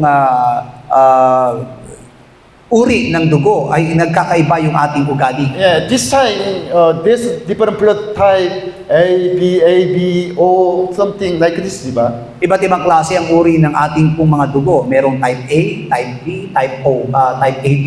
Yeah, but time to time, the doctor scientists, they found some more different special type of the blood. Pero alam niyo po ba na habang lumalaon, maraming scientifico ang nadadagdagan ng uri ng dugo. I think according to God, He knows about all we have different blood, different character, Kaya nga, different mind. mula sa Diyos ay alam niya na talagang hindi lamang tayo iba't ibang klase ng uri ng dugo, iba't ibang klase din ng uri ng ating katangian. Yeah, this blood, our character connect to our blood, our soul. Kaya nga po masasabi natin itong dugo na ito, itong uri natin, itong katangian natin ito ay kaugnay sa ating pong kaluluwa. Yeah, Jesus said, I came from Father and then I'll go back to Father. Sinabi niya na mismo ng ating Panginoon, ako'y galing sa Ama at babalik sa Ama. He cried out, God the Father, Father, He said, Father. At lagi nga po siyang tumatawag sa Diyos bilang kanyang Ama, Yeah. aking Ama. Yeah, because we are believing Trinity God, one God but three persons. Bawat sa po sa atin ay naniniwala sa tatlong persona ng Diyos. Bagamat tatlong persona, pero isa Same, Diyos. man also same, di ba? We have physical mind, also our own mind. Kung paano nga mga tao ay meron tinatawag na pisikal na kaisipan at sariling kaisipan. Also, as a Christian, sometimes we can feel our spirit, di ba? Our spirit really happy and joy with Jesus Christ. At bilang Kristiyano, naunawaan natin at nararanasan natin kung ang ating spirito ay nagagalak habang naglilingkod sa Yeah, Kristo. our body, soul, and spirit, we are three, but we are one, di ba? One. Kaya nga po masasabi natin, bagamat tayo nagtataglay ng katawan, kaluluwa at spirito, pero alam natin, iisa lang Yeah, tayo. before God created all things, there's only one God, God the Father, and Son and Holy Spirit in the Father. Kaya nga po, bago nilikha ng Diyos ang lahat ng mga bagay, iisa lamang ang Diyos na mula doon sa Diyos Ama ay naroon ang Anak at ang Espiritu Santo na bilang isang Yeah, Diyos. but God's Son, after came out Father's side, not alone, still Trinity God. Kaya nga po, kahit ang anak po ay nanggaling sa Ama at naparito sa lupa, nanatili pa rin siyang tatlong persona. The Spirit, Logos, Word of God became body of Christ. Ibig sabihin, yung Espiritu, yung Logos, ay naging katawan ni Jesus. That's why Exodus, book of the Exodus, chapter 2, three times explain to us, diba? The body of Christ cannot decay, cannot see decay because the Spirit became body. Kaya nga po doon sa Exodus Kabanatang 2, hindi po maaari makaranas ng kamatayan ng katawan ni Kristo sapagkat ito'y galing mismo sa salita. Yeah, Romans chapter 8, diba? That's why by the Spirit of the Father, Word of God, Jesus Christ died from death. At mula sa Roma Kabanatang 8, sa pamagitan ng Espiritu ng Diyos, muling nabuhay si Jesus Kristo. Yeah, but how about Trinity God only can reveal, manifest through Son, diba? Through Son. It's mind. Pero tandaan natin, ang makapangyarang Diyos na ito ay pwede lamang magmanifesto at magpakilala sa pamamagitan ng anak. Yeah. Man also same. After died, we cannot express our mind. You cannot say anything. Tayo rin, ng mga tao, kapag tayo namatay, hindi na po natin may papaliwanag at may papahayag sa tao kung ano But how about like I said, there's the desires of our body, diba? Hungry, sleep. Like this, we have desires. Kung paano ang ating katawan ay meron tinatawag na pangangailangan sa pagkain, pag nagugutom, pangailangan magpahinga, kaya naman ito'y natutulog. This physical mind is said to our soul, and our soul to the mother. Mother, I am hungry. My body is hungry. Kaya nga po lahat ng nararamdaman ng ating pisikal ay pinapahiwatig natin sa ating kaisipan. At ito naman yung nagpapahayag doon sa ating nanay na ako'y nagugutom. We have body, this body, there's mind, but there's something like a sort of mind, feeling, and then instinction, something. Kaya nga po mula sa ating katawan ay naunawa natin mabuti na meron itong kaisipan at meron itong nararamdaman na siyang ipinapahayag natin. But this body cannot reveal by self, only through our soul. Our soul can reveal all. Pero kahit na may nararamdaman yung ating katawan, hindi po ito pwede magpahayag sa pamamagitan ng sariling katawan. Ito'y naipapahayag sa pamamagitan ng kanyang kaluluwa. Jesus Christ, he was his image of God. Only God can reveal himself through Son Jesus. Kaya nga po ang ating Panginoong Hesus bilang larawan ng Diyos ay maipapahayag lamang Diyos sa pamamagitan niya. Trinity God can reveal His words only through Son. That's why Son gave to us the truth word of God. Kaya nga po ang tatlong person ng Diyos ay pwede lamang magpahayag ng kanyang salita sa pamamagitan ng anak. Kaya naman siya yung nagbibigay sa atin ng kanyang salita. Jesus Christ revealed God the Father's love, God's holiness, God's glory, everything. As Jesucristo po ay nagpapahayag sa atin tungkol doon sa pag-ibig ng Diyos, sa kadakilaan ng Diyos. But Jesus said, I'll go back to Father, I'll send the Holy Spirit. Pero sinabi mismo ng ating Panginoon na ako'y babalik sa Ama at ipadadala sa inyong Espiritu. Jesus said, I have to go back to Father, I'll ask God the Father, and this Holy Spirit will send the Holy Spirit. At pagbabalik ko sa Ama, hilingin ko sa Ama na ipadala sa inyong Espiritu Santo at ito'y tatanggapin niyo. That's why you can understand, Holy Spirit also in the Father, and then but connect to also Jesus Christ. Kaya nga po magiging maliwanag sa atin ang banal na Espiritu Santo ay naroon din sa Ama, pero lagi siyang konektado kay Jesus. That's why you and I believe also all the prophecy of the Bible, they said Holy Spirit came out between God the Father and Jesus Christ. Kaya nga po magiging maliwanag na maging ang mga nagtuturo ng Biblia, ang banal na Espiritu Santo ay nanggagaling sa kalagitnaan mismo ng Ama at ni Jesus Cristo. That's why I think Holy Spirit like us nervous in our body. Nervous. So, like electricity, di ba? Kaya nga po masasabi natin yung banal na Espiritu Santo yung parang yung nerve boost system ng ating katawan. In the body, there's special system. That's why through this system, we can understand the needs of body and then move all. At kung paano nga po yung ating katawan ay meron tinatawag na ibang pakiramdam. At sa pamagitan ng pakiramdam na yon, siya po yung nagpapahiwatig sa mga bagay na nararanasan ng ating Doctor katawan. said, diba, there's electricity in our body. At maging ating katawan ay parang may kuryente na gumagana sa buong By katawan. the small electricity, this heart is working. Kaya nga po sa pamamagitan ng kuryente na yun na gumagana sa ating katawan, siya yung nagpapatibok ng ating puso. That's why without Holy Spirit, there's no God. At kung walang banal na Espiritu Santo, wala rin ang Diyos. Same, without our spirit, there's already you are dying. There's no man, it's not man. At kung wala tayong Espiritu, maaring tayong mga tayo, wala na rin. That's why, first, please you understand, we have body, soul, and spirit. Kaya kailangan unawa natin mabuti na meron tayong katawan, kaluluwa, at Espiritu. The spirit, that is God's place. God gave to us our spirit as His place, His house. At yung Espiritu na yon ay binigay ng Diyos sa atin para kanyang maging tahanan, para lugar na kanyang pananahanan. That's why Holy Spirit can stay in our spirit and also Word of God. Kaya naman ang banal na Espiritu Santo ay pwede lamang manatili sa ating Espiritu, maging ang salita ng Diyos. Also, we have our mind, soul, and also this body. At meron din tayong kaisipan at kaluluwa o yung ng ating katawan. In the Garden of Eden, first time, Adam and Eva, of course, their body, soul, and spirit. At sa halaman ng Eden, na sina Eva at si Adan ay meron din taglay na katawan, kaluluwa at Espiritu. But before commission to God, they have no own self, old man. Pero bago nga po sila magkasala sa Diyos, ay wala po silang tinatawag na lumang pagkatao. Try to imagine, please, let's go back to the Garden of Eden. Pagganahin natin ang ating kaisipan at bumalik tayo sa panahon na sila po'y nasa halamanan ng Eden.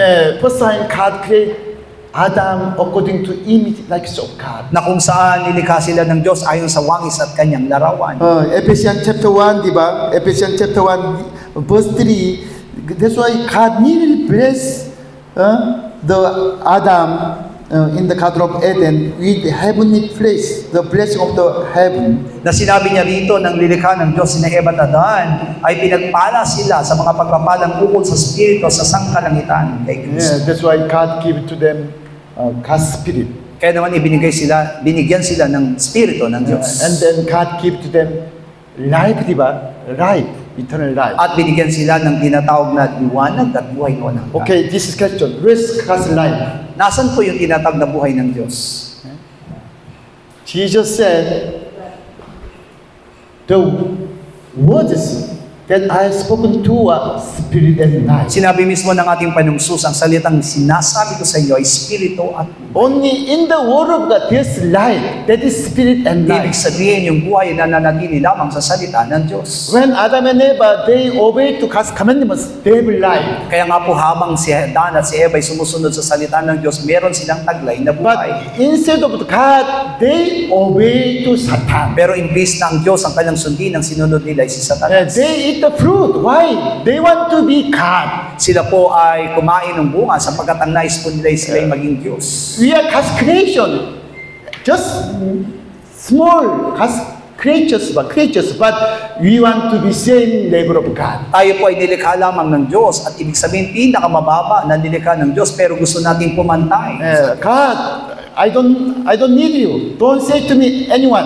And just I decide myself. Parang sinasabi natin na Panginoon, hindi na kita kailangan kaya huwag ka na mag-usap sa akin. Pwede na ako magtiwala sa aking sarili. This Adam and Eva, they eat the fruit, want to be God. Kaya naman ang kinain nila yung bunga na ipinagbawal ng Diyos, ibig sabihin lamang niyang gusto nilang maging Diyos. They did not keep commandments of God. Ibig sabihin hindi nila tunay na sinunod yung utos That's why ng Diyos. their soul also died. Kaya naman maging ang kanilang kaluluwa ay namatay. At that time, their soul become old man. Kaya nga po, doon na nag-umpisa na yung kanilang kaluluwa ay naging lumang pagkatao. Why Bible said old man, diba? Old man, why? Because this soul belonged to first Adam, first man. Sinabi itong lumang pagkatao sapagkat ito po yung nanggaling mismo sa unang Adan, unang tao. But now we became new men in Christ Jesus. Samantalang tayo ngayon ay naging sambago nila lang sa pamamagitan ni Jesus Cristo. Because our old man already died with Jesus Christ on the cross. Sapagkat ang ating datihang pagkatayo namatay ng kasama ni Kristo sa And then krus. Jesus Christ living in our hearts. At ngayon, sa kasalukuyan, si Kristo ay nabubuhay na sa atin, sa ating mga puso.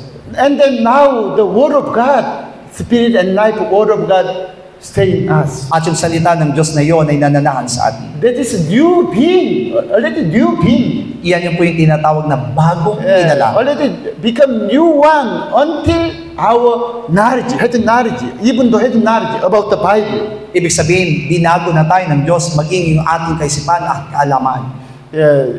We have to love our spirit, diba? Kaya naman kailangan natin mahalin ang ating spirit. That's why don't try to drowsy or sleep in this time. Kaya po huwag niyong hahayaan na makatulog kayo sa oras na ito. Just pray to God. God, please let me understand, and then let us be a new one until our knowledge. At manalangin kayo na maunawaan niyo mabuti ang lahat ng ating pinapag-aralan hanggang sa kayo ay mabago ayon sa bagong pagkatao. You know what is other religion or heretic teachings? Alam niyo po ba kung anong tinuturo ng ibang reliyon at ibang tagapagturo? They said, just believe. Do not asking to me, just believe. Ang sinasabi nila, huwag ka na magtanong, basta maniwala ka na lang. Many pastors, diba? This is Bible, Word of God, just believe. Ang sabi ng mga pastor na ito ang sinasabi ng Biblia, kaya manalig ka lang.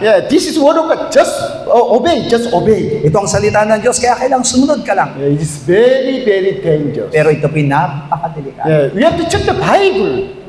We have to renew until our knowledge to the Bible. Kailangan natin suriin ang sinasabi ng Biblia hanggang sa mabago ang ating kaalaman. Because we have only one chance to save, not two. Isa lamang ang pagkakataon natin para maligtas, hindi dalawa. There's no other responsibility to your salvation. Only you have responsibility to your own Tandaan po salvation. natin na wala pong sino man ang pwede natin sisihin kapag may nangyari sa ating kaligtasan, kundi tayo lang. That's why all the time try to thinking about the Word of God. Kaya po lagi po natin isipin ang tungkol sa salita ng Diyos. And then asking to God, with prayer, asking to God, what's this meaning? What's this meaning? At hilingin natin sa Diyos, ano nga ba talaga ang ibig sabihin nito, Panginoon? Nearly, after you pray, reading Bible, you can understand the Bible. At pagkatapos yung manalangin, makikita mo mabuti kung naunawaan mo na ang But salita. already I told you, until you deny yourself, word of God cannot stay. Pero katulad ng sinasabi ko sa inyo na maliban na tanggihan ninyo ang inyong mga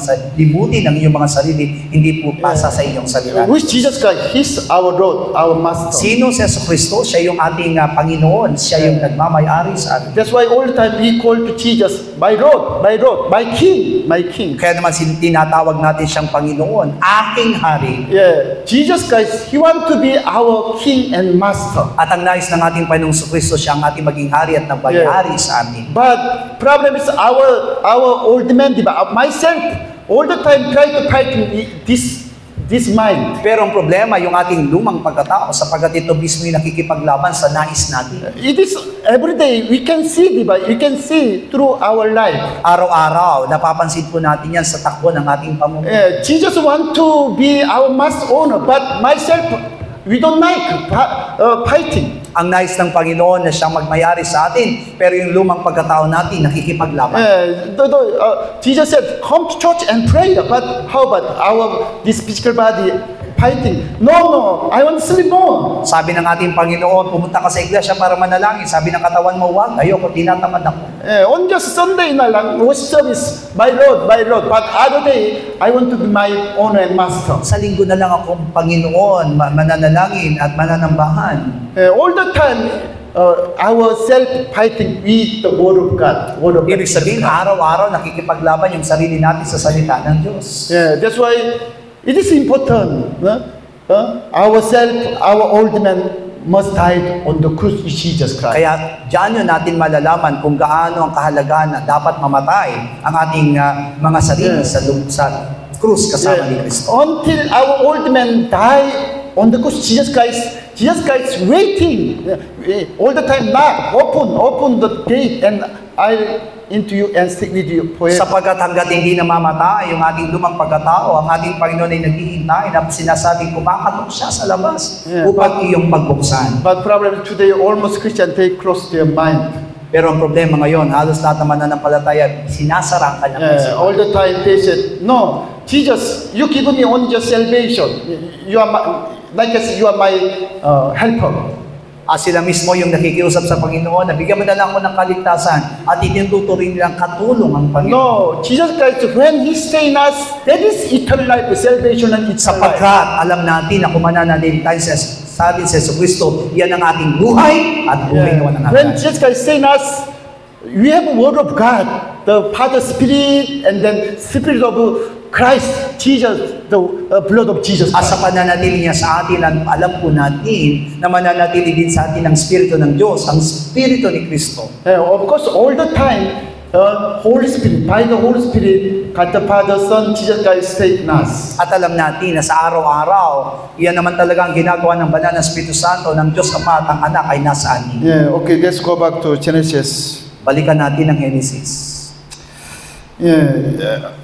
In the beginning, God created man according to God's image and likeness. Nilikha ng Diyos ang tao ayon sa kanyang wangis at larawan. Yeah, that's why God give to us this body and our soul and our spirit. Kaya naman, binigay ng Diyos sa atin ang ating katawan, kaluluwa at spirito. That's why people commission to God, Adam and Eva, they have spirit, soul, but this soul belong to God. But there's no sin, only Word of God and body. Kaya naman ang bago magkasala, sina Eva at Adan, nilikha silang may spirito at may kaluluwa, at itong kaluluwang nilang ito'y kabilang sa Diyos, sapagkat hindi pa sila humihiwalay sa Diyos. Simply understand, people commission to God, Adam and Eva, they have spirit and Word of God, and so their soul, and then body. Kaya nga po, masasabi natin na bago nagkasala si Eva at Adan, meron silang spirito at meron silang salita ng Diyos sa kanilang kaluluwa at katawan. Now, when ourselves died on the cross, the Word of God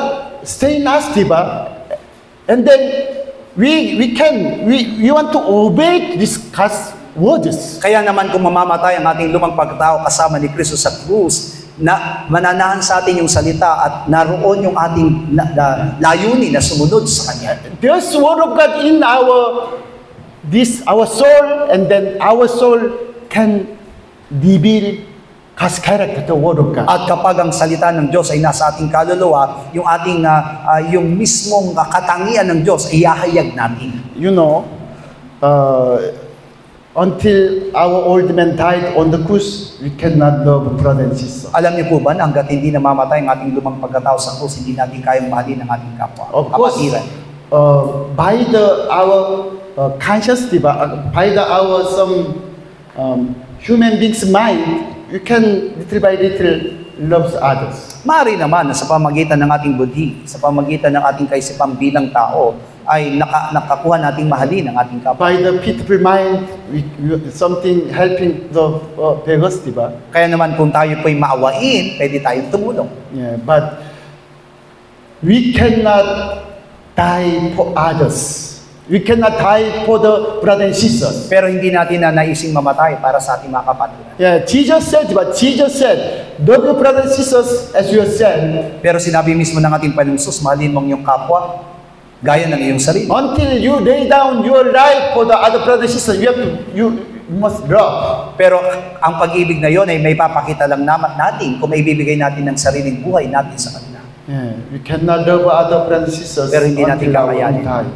Only just we can love myself, my family. Ang tanging mamahalin lang natin ay ang ating sarili at ang ating pamilya. You check yourself, your prayer in the church. Suriin po natin ang ating mga sarili habang tayo nananalangin sa Yeah, Diyos. almost church member, only just you pray to your family, but yourself, your family. Halos lahat ng ipinapanalangin natin, pamilya natin at ang ating sarili. Yeah, especially Jesus Christ, do not pray to God, what shall where your physical needs. But all the time, many members, they pray to God physical needs. Totoo nga po na sinabi ng ating Panginoon Jesus, huwag mo lang ipanalangin kung anong yung kakainin, inumin at daramdin. Pero sa mga miyembro ng iglesia, yan ang laging ipinapanalangin. Even though pray to God, but only oneself and family. Nananalangin man tayo, pero ang sentro ng ating panalangin ay para sa ating sarili at para sa ating pamilya. But step by step, when your old man died, step by step, you'll pray for other brothers and sisters. Pero kapag ka namatay ang ating lumang pagkatao, unti-unti, mapapanalangin natin ang ating mga kapatid. And then, when you solve problem with our members, you can understand, it is my problem. Kaya kapag nakikita natin may problema ang ating mga kapatiran, problema na rin natin. Yeah, when our brothers and sisters, they have no food, really you want to help because they are myself, my body. At kung wala silang makain, pipilitin natin ang sarili na tulungan sila sapagkat inaangkin natin sila na sila'y ating katawan. That's why in our Lord's Prayer, give to us, not me, not my family, us, all the children, they'll pray. Kaya nga doon sa panalangin ng ating Panginoon, bigyan mo kami ng aming kakanin, kami at hindi ko. And then how about, forgive me our sin, like as, forgive me the other sins. At patawarin mo kami. Ibig sabihin, kasama na yung iba sa pag-hinihingi mo kapatawan. One body of God. Iisang katawan. All one. Na tayo iisa. That's why we have to pray for others. Kaya naman kailangan natin ipanalangin ng iba. When you see, find the other brother in sin, if your old man still alive, you'll judge it. Kaya nga, kung halimbawa, ang kapatiran natin ay nagkakasala, kung di pa namamatay ang ating lumang pagkatao, hahatulan natin yung kapatiran natin yun. If your old man already died on the cross, you understand, my brother and sister, sin is my sin. Pero kung ang lumang pagkatao ba'y namatay na doon sa kasama ni Kristo sa krus, yung kasalanan niya ay inaangkin na rin ang kasalanan. And then you can pray to God, God the Father, please forgive my sin, our sin. Mas madali mo ipapanalangin ngayon na patawarin mo kami sa aming mga kasalanan. Hallelujah. Amen. Yeah, we can really change. Before died, old man, never, not change. Ibig sabihin, mababago tayo, pero kung hindi na mamamatay ang ating lumang pagkatao, walang magbabago. Yeah, that's why we have blood, we have blood. Kaya naman meron tayong dugo. Yeah. That's why even though doctors and scientists said, according to blood type, there's different character. Sabi ng mga siyensya, ayon sa uri ng dugo na meron tayo, yun ang ating ugali. But we have to change our blood from our blood to blood of Jesus Christ. Pero kailangan mabago ang ating dugo mula sa ating sariling dugo sa dugo ni Kristo. At the time, we can be only one man in the church. At kapag nangyari yon, magkakaroon tayo ng isang kaisipan sa loob ng iglesia. Same, like it's one God the Father, one Son, Jesus, one Holy Spirit. Ibig sabihin, meron tayong isang Diyos Ama anak at Espiritu Santo. God has only one word of God. Iisa lamang ang Diyos, salita ng Diyos. God has only one will, one plan. Meron lamang siyang isang dugo. Everything is God has only Ibig one. sabihin, Not naman ng meron ng Diyos, iisa lang. same in the church. We need only one mind, one character. Ganon din ang kailangan natin sa loob ng iglesia, isang kaisipan, isang katangian. When our old man died, we can be only one body, one mind. At mangyayari lamang isang katawan, isang kaisipan kapag mamamatay ang ating lumang pagkatao. And then we can really love other brothers and At pwede sisters. na nating mahalin ang ating kapatiran. Okay. Genesis chapter 9, 3 to 6. Genesis, Kabanatang Siyam, 3 hanggang 6. Bawat gumagalaw na nabubuhay ay magiging pagkain ninyo, gaya ng mga sariwang pananim sa lahat ng mga ibinibigay ko sa inyo. Ngunit ang lamang may buhay na siya niyang dugo ay huwag ninyong kakanin. At tunay na hihingan ko ng sulit ang inyong dugo, ang dugo ng inyong buhay. Sa kamay ng bawat ganin ay hingan ko ng sulit. At sa kamay ng tao, sa kamay ng bawat kapatid ng tao, ay hingan ko ng sulit ang buhay ng tao. This is not belong to Moses the law. Hindi lamang ito kabilang doon sa kautusan. Now God said to Noah's family, Ito'y sinasabi po sa pamilya ni Noe. you shall not eat flesh with its life, the blood. At sinabi doon na huwag niyong kakanin yung dugo sapagkat naroon ng buhay. Leviticus chapter 11 also says, but there's life in the blood. Sinabi din sa Levitico, Kabanatang 17, talatang 11 na ang buhay ay nasa dugo. That's why when we shed our blood, it is death. Kaya naman ang magbubo ng dugo, ang ating Panginoong Hesus ay namatay. Because why? Verse 6, verse 6, you are created by the image of God. That's why you have blood, and then do not eat other blood, because there's other person's life. At tayo po inilikha ng Diyos ayon sa larawan ng Diyos, kaya naman hindi natin dapat kanin ang dugo. That's why I understand. Of course, God is Almighty. He's any place, omnipresent God. Ang Diyos ay sa makapangyarihang Diyos at nasa lahat ng dako. God the Father is whole the place. Whole the place. Ang Diyos Ama ay nasa lahat ng mga dako. Of course, Jesus Christ is in the whole the place, only in the Father. Ganon din naman ang As ating the Panginoong Kristo. blood. Like I said, we have whole the blood in whole the body. Ang ating buong katawan ay nabubuo ng dugo. Last time after stay, I came back from the Cambodia. I saw my skin is removed.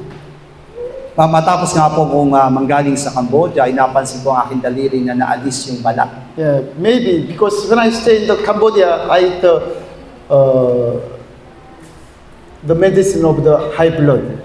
Sapagkat habang ako'y naroon sa Cambodia, ako'y minom ng gamot para sa isang high blood. That's why maybe this blood could not came to hold the body even until the skin of the hand. Siguro nga po dahil yung aking dugo na yun ay hindi dumaloy hanggang sa dulo ng aking kamay. Because my wife also no blood, no blood. That's why there's pain in the hand. Sometimes there's something. Samantalang yung aking asawa naman ay low blood, kaya naman medyo laging masakit yung kanyang kamay. We have hold the blood in hold the body. Ang buo nating katawan ay binubuo ng dugo. And then this our nervous connect to hold the body also. At lahat ng ating mga nervous system ay nakaugnay doon sa dugo. God is same. God the Father is not small man, but like a man, no form, but He's omnipresent. He's hold the Ang place. Diyos ay hindi isang maliit lamang na tao, kundi isang makapangyarihan na nasa lahat ng tao. Also, God's Son, Jesus Christ, through His blood, He's full of the God the Father. Ganon din naman ang anak na punong-puno siya ng Diyos Ama. Also, Holy Spirit, He's full of the God the Father and Jesus Ganon Christ. din naman ang banal na Espiritu Santo ay puspos ng Ama at ng Anak. That's why one God, one body, one God. Kaya naman isang Diyos, isang katawan. Even though when Son Jesus Christ become man, the body came from God the Father. Kaya naman kahit ang ating Panginoong Jesus ay naririto, hindi siya nag-iisa sapagkat yung kanyang katawan ay galing sa Ama. And then Jesus Christ, blood of Jesus is own blood. Pero yung dugo ni Jesucristo ay sarili niya. Yeah, because God is one God. Sapagkat isa lamang ang Diyos. Okay, after become sinner, this man's blood become dirty. Magkatapos po magkasala ang tao, ang kanyang dugo ay naging marumi. Yeah.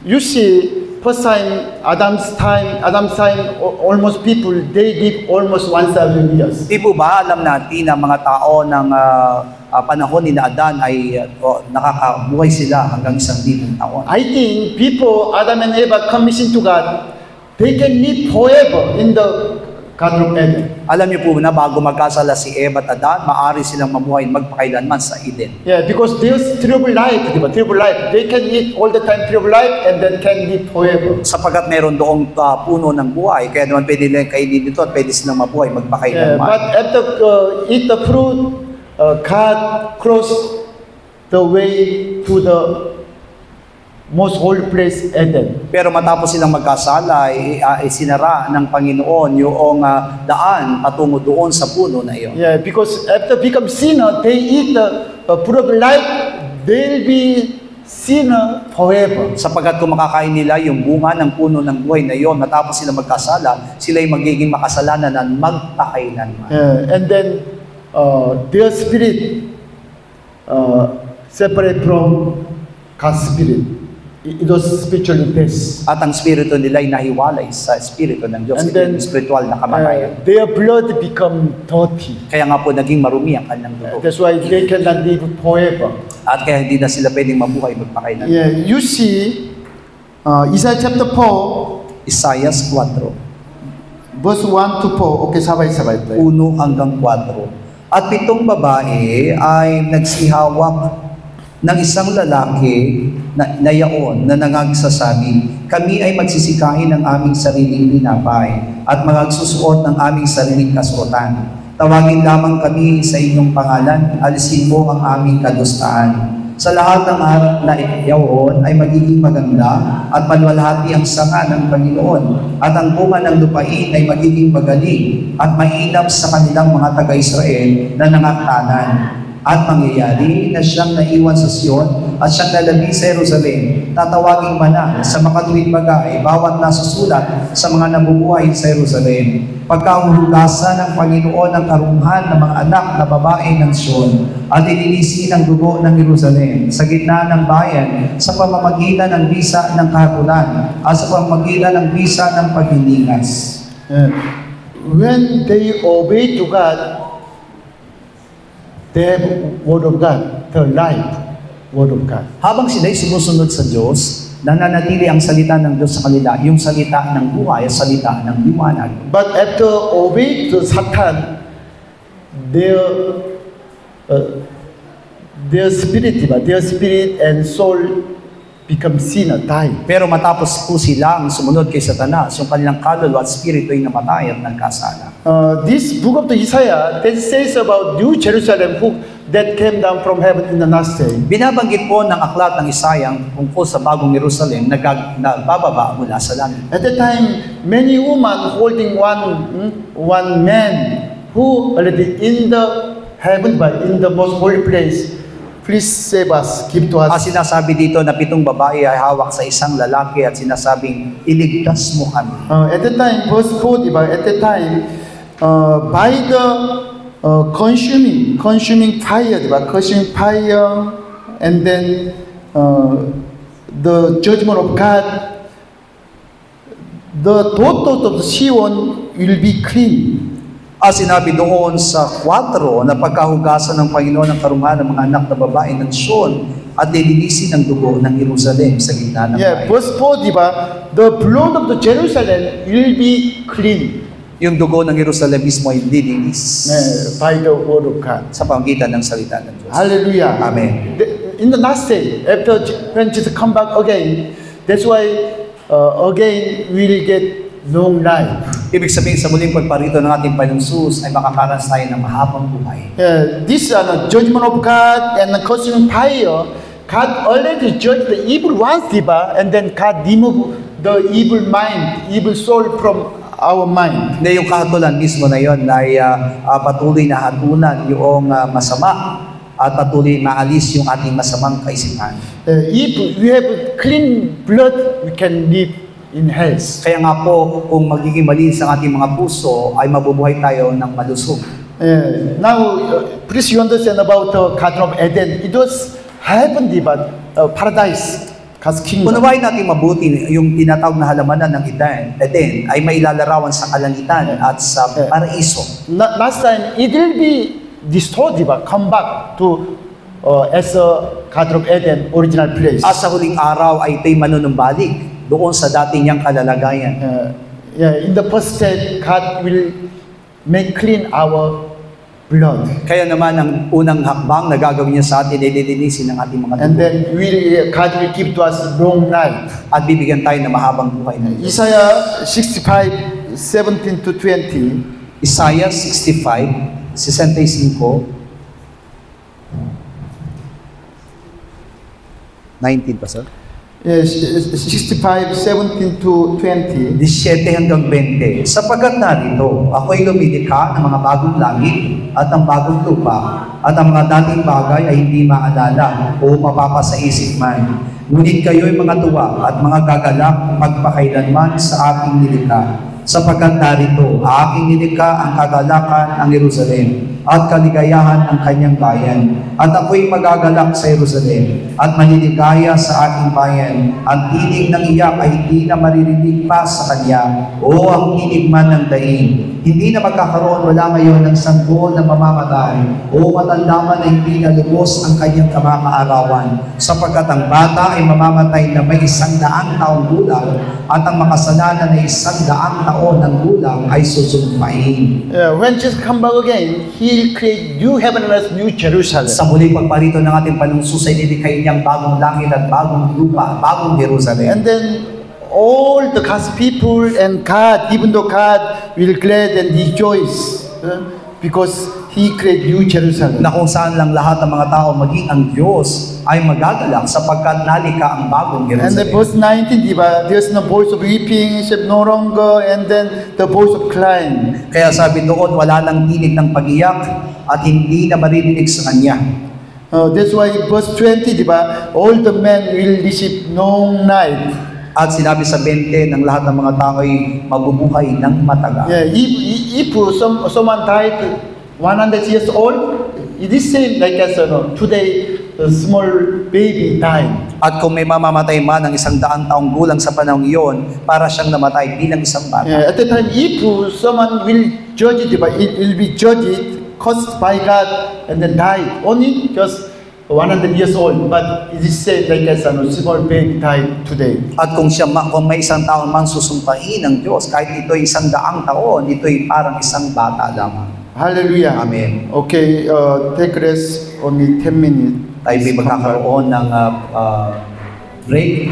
Pwede po kayo magkape, meron po diyang kape at may biscuit.